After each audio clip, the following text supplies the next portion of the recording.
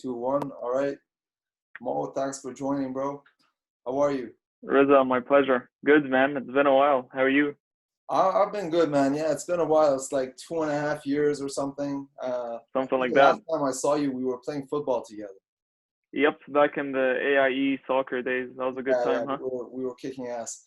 Um, hmm so I'll just jump straight to the questions, man. I wanted to know what's your favorite movie and why.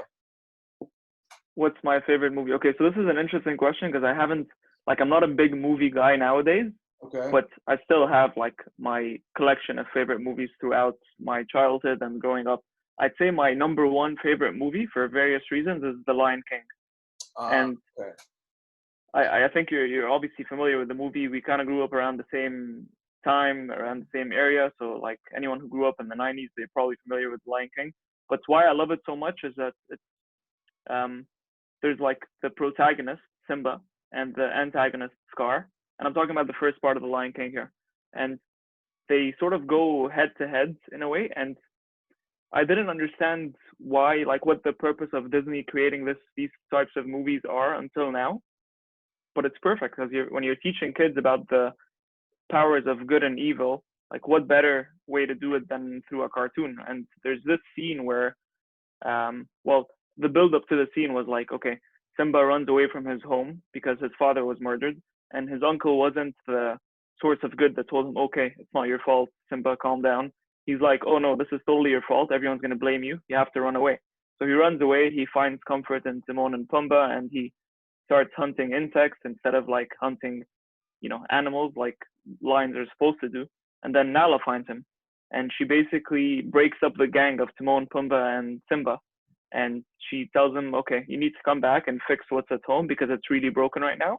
We have an evil, you know, tyrant who's ruling our kingdom, and it's going to shit. Like people can't find any food, the crops are not growing, all that stuff. So he goes back home. He challenges Simba, and he tells him, "Okay, you need to leave and never come back." So Simba doesn't agree, and they go on they fight a little bit, and it sort of shows that, like, when you take the onus upon yourself to rectify something that's wrong back home, you're gonna face all these demons along the way. But when Simba finally wins, like, the heaven or the good forces win, and Scar falls down to the pit.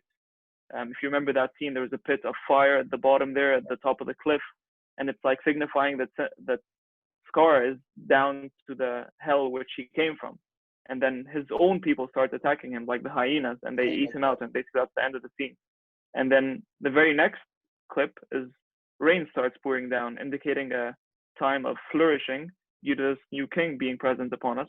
And then the next morning, it's like sun's back out, the lions and the animals are back in. That you see elephants, you see giraffes, and everyone's back united again. And then you see Simba at the top of the cliff, roaring at the top of his lungs, and all the lionesses are sort of following his command in that. And then the ending of the Lion King is what's his name? The monkey Rafiki Rafiki. comes in carrying Simba's son and lifts him up, and it's like the circle of life continues again. And Lion King 2, another struggle, and it's like, wow, it was such a good movie, and it resonated with a lot of us. And I'm just learning to know, like, okay, why was that now? And it was just great. That's a very, very interesting analysis, very wholesome answer. I definitely appreciate the story and the way that you put it. Definitely, there's a lot of different archetypes, right? Like Jordan Peterson also Exactly. talks about, when I actually watched the whole analysis of The Lion King, and what you said. Definitely, there all these archetypes and subtle lessons that you learn in every different chapter, or every different scene that takes place in the story. And as a child, you watch it, it's just a cartoon for you. But then you grow up and you're thinking more about it. You look back, you're like, oh wow, this actually is a lot deeper and has a lot more layers. So it's almost like they made an animation that's like an onion, and it serves different groups of people in different ways. So for a child, it's just a mere animation. Then for an adult, it can be a full-on analysis, like how you put it too. Absolutely. And for a child, it is definitely a mere animation, but there's something about these movies that just stuck with us, growing up. like you remember The Lion King, you remember like movies like Pinocchio or these like very big Disney movies, and it stuck with us for a reason. We probably didn't know why as kids, but like there's a powerful meaning behind them. Definitely, definitely. So Yeah. that's a good analysis. I appreciate that. And so, what about a good book? Do you have any good book recommendations? I try to read as many books as I can for sure. And over the last few years since graduating from university, I'd say the number one book that stuck with me is *Sapiens* by Yuval Noah Harari. Mm-hmm. It talks about cultural evolution and history in a way that I haven't been exposed to in the past. Like I graduated engineering, and it's I don't know, history wasn't really my topic growing up. So I shifted more towards the sciences rather than the I don't even want to call them the arts because it's history, but you know that the literature part of the world. Mm-hmm. But that book um, gives you like how humans got to where we are today in the form of a book, in the form of a story. And Yuval Noah Harari connects every chapter very seamlessly. And to me, it was like such an easy read, but it taught me so much. So that even after the book, I started researching. Okay, like what happened in this era? How did you get from this era to this one? And what's next in this technological or information age that we're living in now? So I'd say that's definitely like a book that whoever asks me for a book recommendation, I always put this one first. And yeah, *Sapiens*. Yeah, *Sapiens*. Yeah, I started reading *Sapiens*, and I probably got through the first third. And it's interesting because I usually read books like that. I read a bit, then I put it aside. I start a new book, yeah, and I go back to the other one. So I still haven't finished *Sapiens*, but I can definitely say the first third that I read, definitely both entertaining, insightful, really interesting. It's not some book that really bores you. It captivates you. absolutely. Yeah. You want to know more. Did you read Homo Deus as well? The sequels to that Yeah. one I didn't read yet, but they're Okay. on my list to read next because like I think he has a lot of important stuff to say and he backs it up with facts, which is something I really like. Like he does, you do see his opinion in there. Mm-hmm. So obviously no book is free of bias, but everything he says you can kind of back up with research, which is something I really like about him as an author, especially. Mm-hmm. Mm-hmm. No, yeah, I appreciate him as a person. Even his lectures are very insightful. It's interesting. Yeah, for sure. So, Yeah. so *Sapiens*. Okay, so I'll make sure that I finish the other 2/3. Yeah. So, what's your current ikigai? My ikigai. Hmm. Okay, so why do I wake up in the morning, basically? What gets me out of bed in the morning? Yeah, so Um, ikigai is like a reason to be in Japanese, right? And we can have gotcha, different ikigais in different stages of our lives. It's not something that, let's say, I say this is it for the next 60 years and that's it, right? gotcha. Yeah, yeah. I was gonna say that it does change every different phase of my life. Let's say not every week, but yeah, every different phase of my life. So a few years ago, it was like I want to finish university and I want to be recognized as an engineer who graduated from U of T. That was it, and that was like my tunnel vision for that period of time. Um, Now I'm working towards this certification called the Project Management Professional Certification, and that's sort of my short-term goal. But on a long-term basis, I'd say my reason for being, I want to be able to support the people around me the way that I've been supported growing up, and that goes from both my folks, my parents, but also my siblings, and also my wider group of friends. Um, so what I'm doing to do that is expanding my career as much as possible, working towards that. And people say money isn't everything, but it is a lot. Like, and especially in this world that we live in, it is not everything. Like that's not my only objective is to make money, make more money, and that's it. But it's making it in a way that makes sense for me. It's defining my own success to be that, and that's something that I want to work towards. So being present and supportive for those who are able to support me throughout my life thus far. I'd say yeah, that's what it circles around these days. That's interesting. And you mentioned having. I mean, Kanye West has this verse in one of his songs. He says, "Having money is not everything, but not having it is." Right? So Absolutely. you don't want to be in that place where you can't support or you can't because it's important, right? It's an enabler. It's not everything, but it's an enabler for sure. Yeah. Yeah. Yeah, and you mentioned you want to, support those the same way that you've been supported. That's actually, very, very noble as well, and it's definitely something that is in some sort of giving back. You Yeah, received, and now if you're in that position to give back, then you would to your friends, yeah, family, those that mean something to you. absolutely.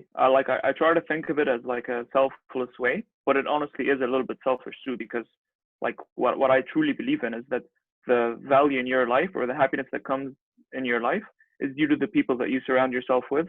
Hmm. So it's like, yeah, you want to give back, but you also want to feel good about giving back, right? Like it's the money. I think there was a research done. I was taking this course called The Science of Well-Being by Professor Laurie Santos, and she's saying that beyond 70K a year, additional money isn't going to bring you additional happiness. So it's like you don't want to be poor, but being extra rich isn't isn't what you should aim for, unless that's your personal goal, right? Like that's basically what I learned from it. So yeah, people are very important. Family and friends, like yeah, they're everything to me. So it only makes sense to give back when possible, right? I appreciate that. I appreciate that.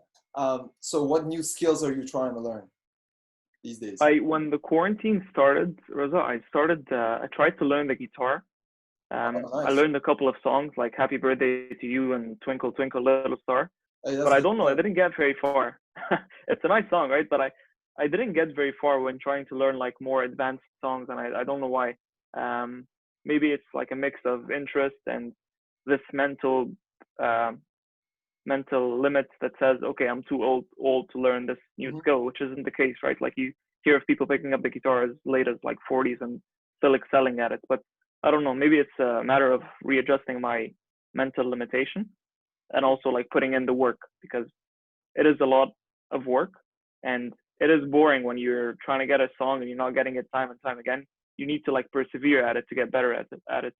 But one thing that I'm trying to really learn is becoming a better public speaker.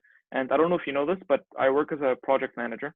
So there's not a lot of public speaking involved. Like you're not speaking to a large group of audience that you don't necessarily know, but Hmm. there is a lot of speaking involved to a group of people that you know, like the project team.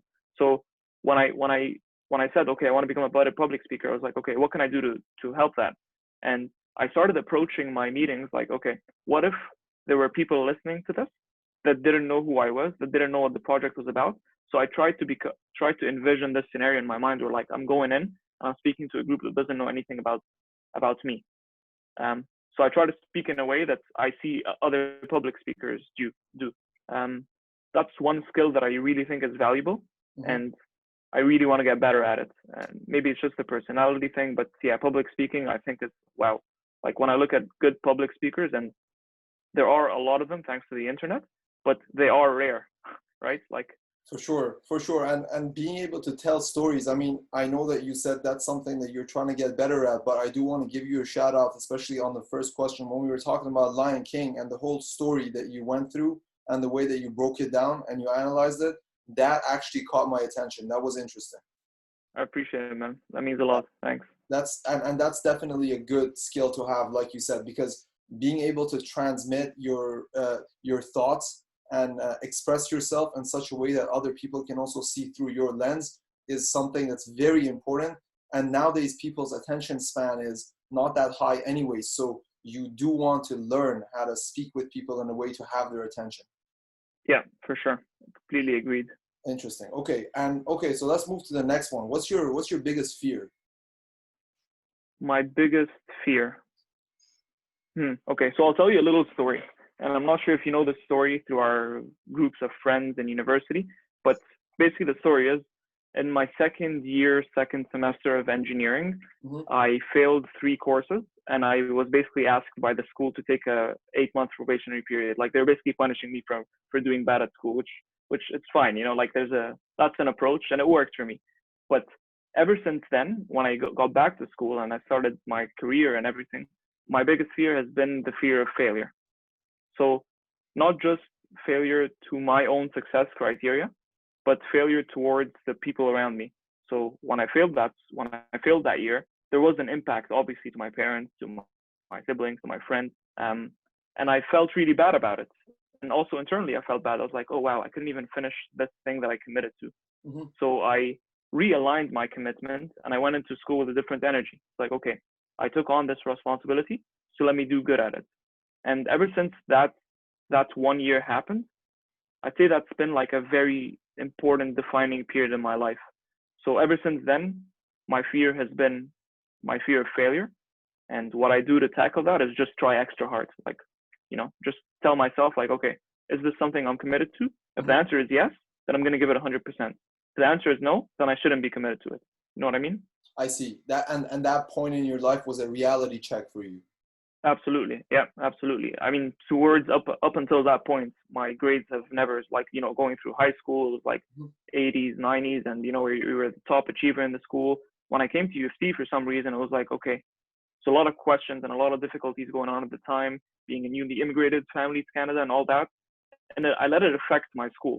So what I learned at that point is like they're all interconnected. So I mean, you doing better at school and doing better in your life is going to help you and those around you be better. So you're the one node in a family of six, which says a lot. Like your actions affect those around you. It Mhm. doesn't just affect you anymore. I see. Okay, now that's interesting. Now, something to talk about here. You said fear of failure. Don't you think though at some points failure is actually very, and it's a cliche, but don't you think failure is actually a good thing in some points where leaders also talk about, fail fast and fail often, right? But I think that's Yep, different from what you were talking about still, because you're talking about, not giving your 100%. I think it's okay to that's it. fail if Yeah. you give your 100%, right? Absolutely. And I think that's the distinction we want to make here. It's like, yeah, it's okay to fail, but you have to ask yourself that question, and only you can answer that question is, did you give it your all? And when the answer is no, that's when you fail yourself.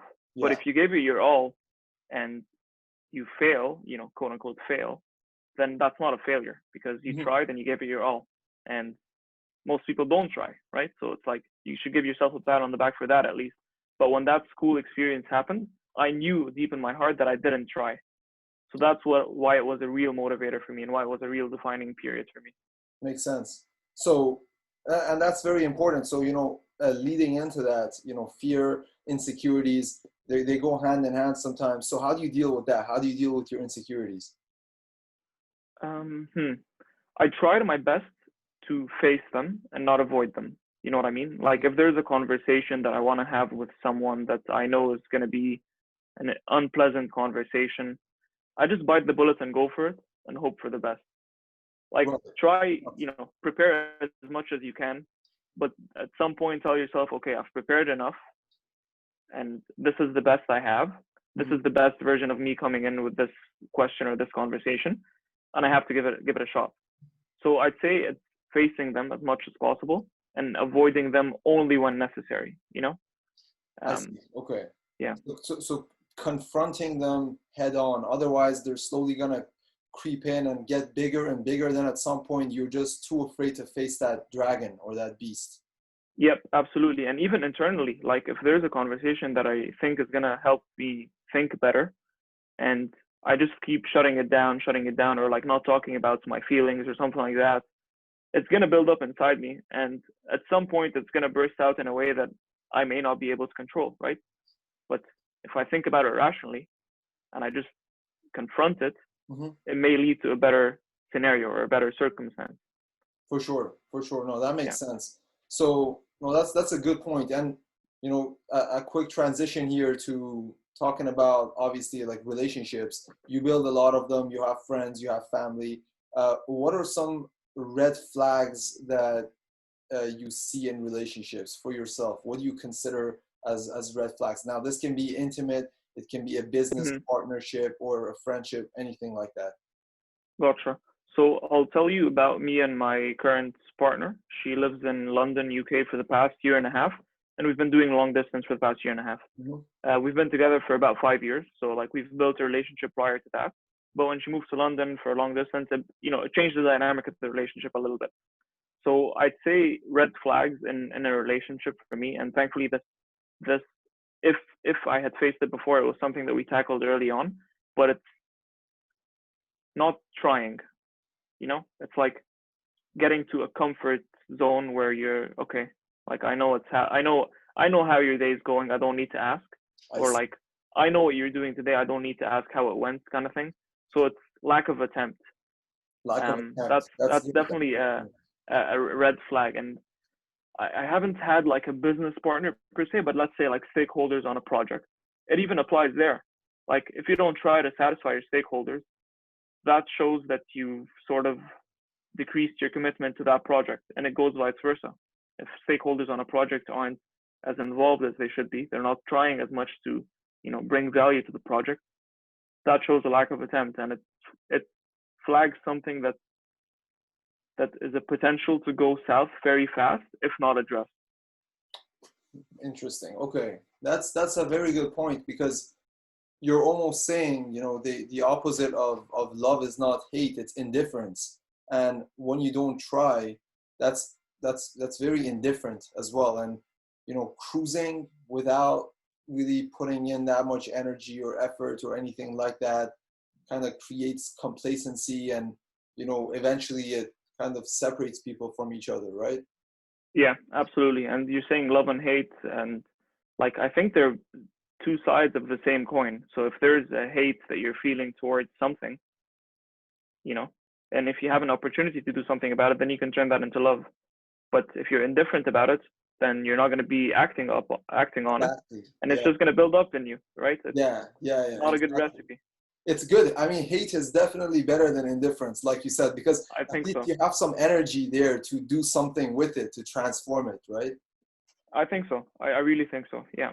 Okay, interesting. And okay, so then another question for you. If you could sit down with someone, dead or alive, to have lunch, who would it be? What would you guys talk about? Hmm. There's a couple of people, but right now, maybe it's the. I think if you ask me this question every 2 weeks, it's going to change.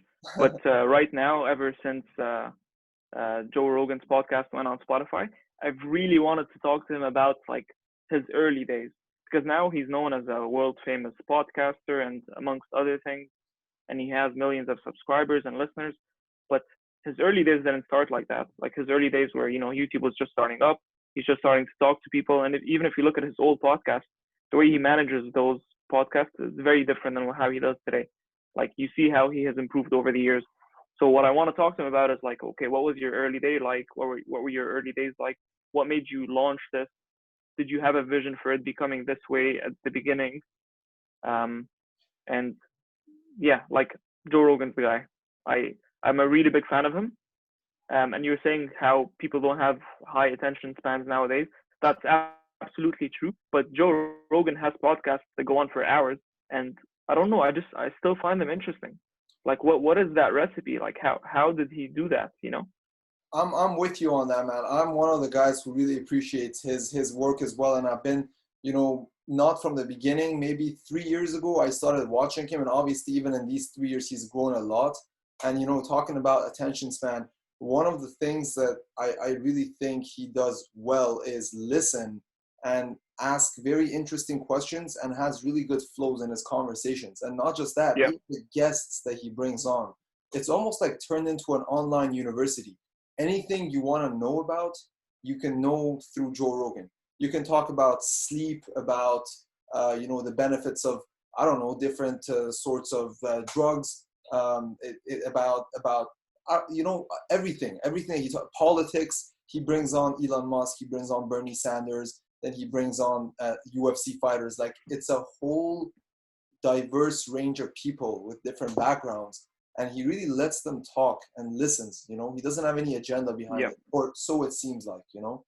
Yeah, for sure. And he doesn't put a cap on the conversation, right? Like if the conversation is going, he's not going to say, "Oh, we're timed out at 10 minutes. Let's stop it here." He really lets the person in front of him talk, and he gets into a discussion, a dialogue. And like you're saying, he actively listens. He Yeah. listens to the other person. He's not thinking of the very next question on his mind before he lets the other person speak and digest what he has to say, or he or she has to say. And what I really like about is what you just said. He brings on people from very different areas of life. So you really have like a access to a wide range of ideas on there, Mhm. whether it's political left or political right, um, all those different ideas, you see it on his show. And he talks for hours and hours, and you still find people listening. And I'm one of them. It's amazing. That's what I'd love to talk to him about. Like, how did it start in the early days, and was it always like hour-long podcasts? I actually don't know. I haven't looked back in the history that much, but it's like if YouTube's just starting up, or you starting a YouTube channel, I wouldn't start by putting out like 2-hour lecture series Yeah. or 2-hour podcasts, because I'd be doubtful about who would listen. So I'm just curious, how did it evolve to what it is today? I watched a couple of his early ones, and they were still long, obviously not like 3 hours, but they were like an hour long. And I think one of the things that really helped him is seriously just the consistency, because over time, a lot of people who are doing the same things as you are will, give up, or they just wouldn't stick with it. So by just staying consistent, you're already eliminating a lot of that, potential failure that you might face. So Yeah, that's definitely one thing, right? And then another thing is, it obviously helped that he's Joe Rogan, because he already had some sort of a background with Fear Factor before he was a UFC commentator. He was already doing these things. He was on TV as well, so he already had that practice as well. But then altogether, I still think it's the consistency and how he just stuck with it, and also have fun with it. I don't think he sees it as necessarily work. I think he has a good crew. Obviously, they do put in the work, but he also has a lot of fun with it. Absolutely, and you see that in every podcast. He starts it like he's talking to someone new. It's amazing. Yeah. It doesn't matter if I've talked to you before. It doesn't matter if you're like the 5th person I talked to today. He comes in with that fire, and there's a lot of lessons learned there. Like, consistency is a huge one, and just excitement for what you're doing. Yeah, and I do aspire to reach a level where, anyone, regardless of who's sitting across me, I can just have a very casual, insightful conversation with them without, getting into my own head like, oh shit, like this is Elon Musk sitting in front of me. Oh, I'm like stressed, nervous, whatever, Yeah. Okay, that's cool. So actually talking about Elon Musk, so what do you think is the most important invention of the past 20 years? Not the internet. The internet. Oh, okay. Other than the internet, interesting. So it's interesting. You were kind of prompting me to say the electric car, maybe. I'm not sure. Oh no, I really wasn't. No. Yeah. I would say the internet, but you're looking for a different answer. Because the internet is there. I mean, the internet, I wouldn't say is a new technology anymore, right? Yeah, not anymore, for sure.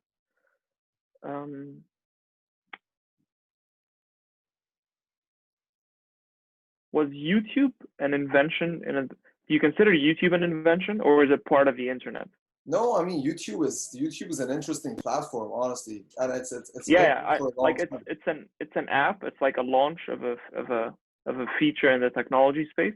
Not really an invention per se, but YouTube brought a lot of opportunities to people worldwide, and they're the same opportunities that are on each of our fingertips, like you and I, right? Like nothing's stopping you or I from posting a video, and if it hits the right, like if it gets the right people or sparks the interest in people, then you're gonna get a platform where you can voice your ideas, let's say, or voice your skills or your talents. So YouTube's one.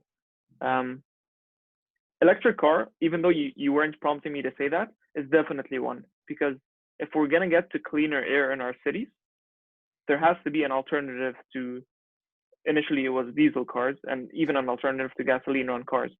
So that's one that he's definitely doing a lot of work in, and Elon Musk, and I appreciate him for that. Also, space exploration.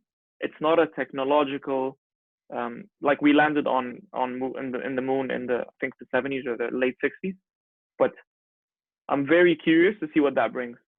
I don't know if it's the most important technological advancement that we as a humanity have achieved, but it might well be, and I'm really, really curious to see what that future holds per se.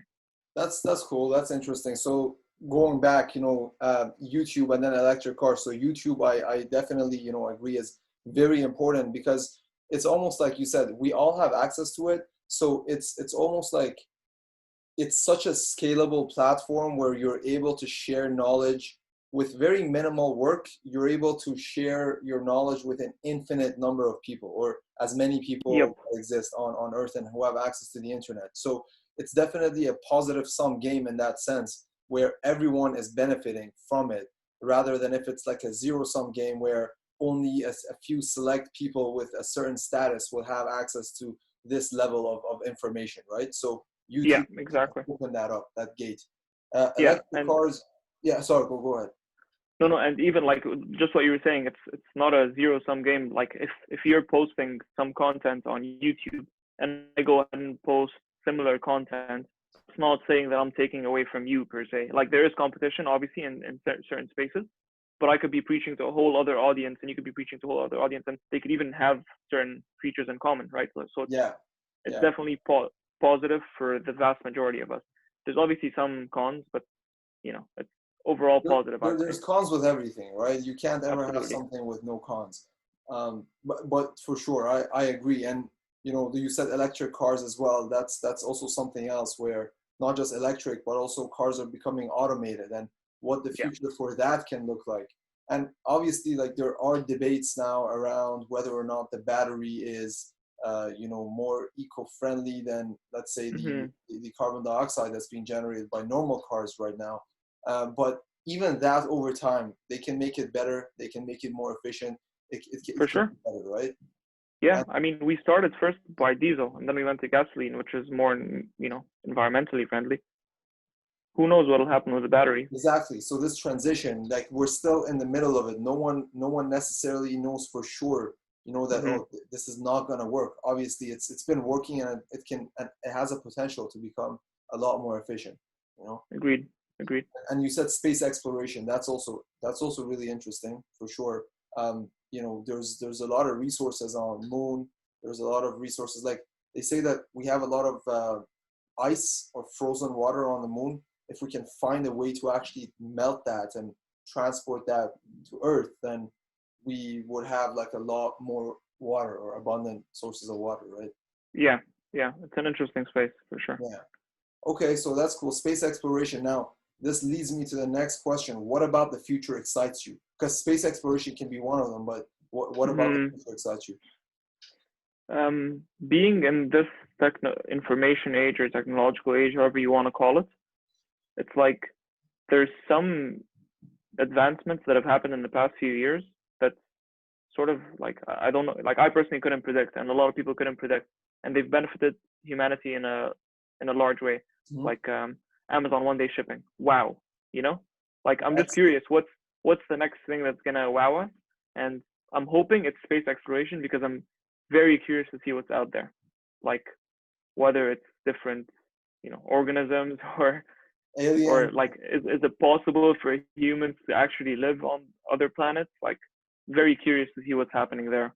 But what about the future excites me from my own perspective?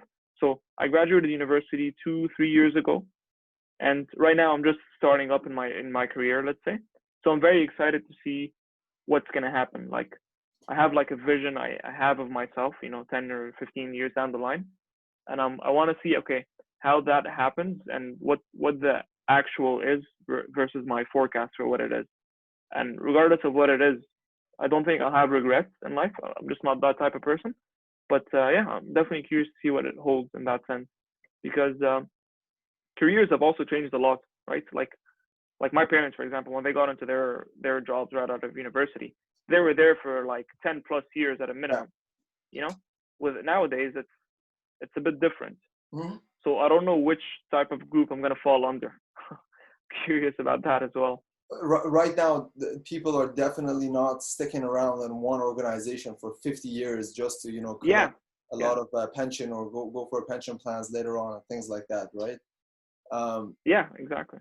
and I'm definitely excited about that as well, in the sense that you were talking about it, and the way that you have things planned out, and you said you have a vision for it. That's very important, having a vision, and obviously Mhm. all the other things we talked about, right? So dealing with your insecurities, being able to plan ahead of time, convey your ideas to people. You said you want to learn public speaking or become better at it.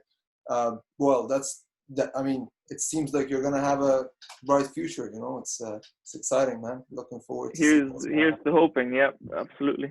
Yeah, Hoping and trying, not just hoping hoping and for trying. sure. Yeah, not just hoping. Yeah. So, do you have any questions for me? I'm curious. What's your ikigai?